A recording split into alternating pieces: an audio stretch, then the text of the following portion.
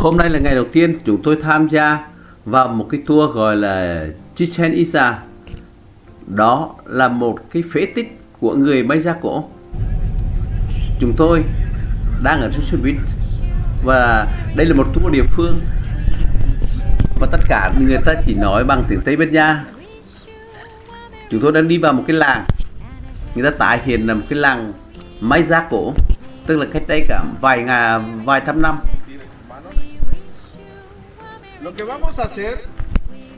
Người ta đang giới thiệu về một cái sinh hoạt của cái thời Maya cổ. Thực ra chúng tôi không hiểu người ta nói gì bởi vì là tiếng Tây Ban Nha, nhưng chúng tôi đã nghiên cứu kỹ. Và đây là một bữa ăn trưa mà chúng tôi đi vào trong cái làng của Maya. Hay nói cách khác, đây chính là một cái làng quê của Mexico. Tôi có cảm giác giống như đang ở vùng Campuchia, vùng sâu của Campuchia.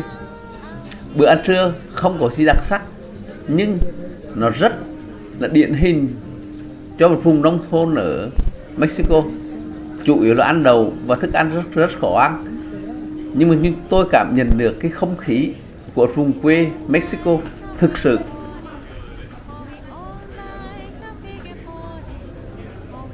Người ta tái tạo lại, đồng thời người ta làm những cái hình ảnh mà thực ra chúng tôi cũng không hiểu nhiều.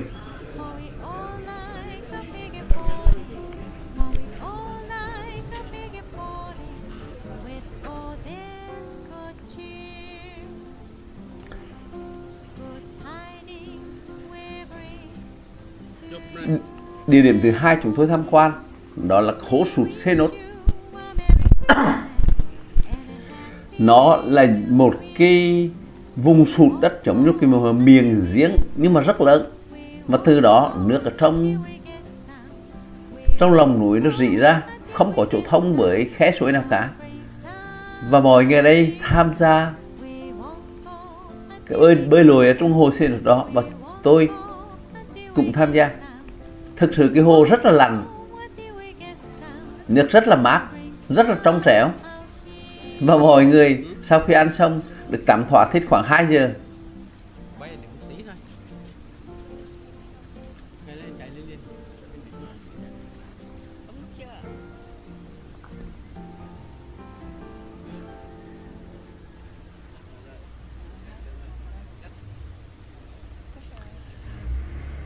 Bây giờ chúng tôi đi vào địa điểm chính, đó là phế tích Chichen Itza.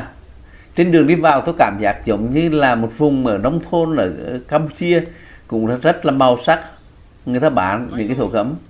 Và đây chính là phế tích chính, nó là một cái tháp, cũng không có ấn tượng lắm, nhưng dù sao nữa thì đây cũng là một cái nền văn minh còn sót lại. Đó là thép kim tự tháp Kuklan. Lúc này là khoảng 4 giờ chiều, thế nên không khí khá mát mẻ và chúng tôi cảm nhận được một cái vùng nông thôn xa xưa còn sót lại. Chúng tôi không được đi lên kim tự tháp mà chỉ được đi xung quanh, bởi vì người ta vì lý do an ninh hoặc vì lý do gì đó người ta không cho vào. Sau đó chúng tôi đến một gọi là cái đền, gọi là đền thờ của các chiến binh, cũng khá ấn tượng với là những phong cách cổ điển và hàng ngàn cái trụ cột bao quanh.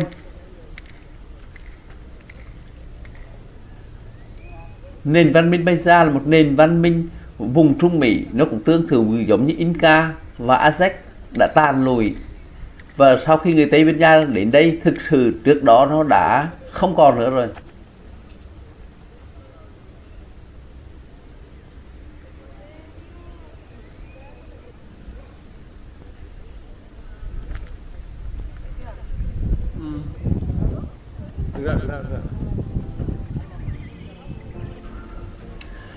Và đây là chỗ Chichen Itza, tức là cái khu mới đi vào.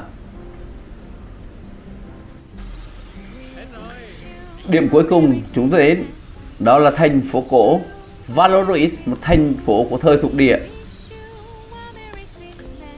Khung cảnh khá thơ mộng, và đằng kia các bạn thấy đó, đó là một cái tháp chuông của nhà thờ, một cái hình ảnh rất cổ điển của nhà thờ Tây Ban Nha. Và như vậy là chúng tôi đã tham quan một ngày với phế tích Chichén Itzá, Vallauris. Cái ấn tượng nhất với tôi là chúng tôi đã đi sâu vào một vùng quê của Mexico ở gần với phía Trung Mỹ. Và thực sự ở đây người ta không có nói tiếng Anh nhiều.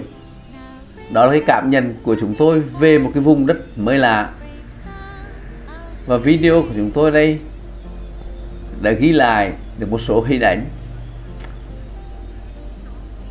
Chúng tôi sẽ làm một cái video tiếp tục với thành phố cổ Tulum trong video sau.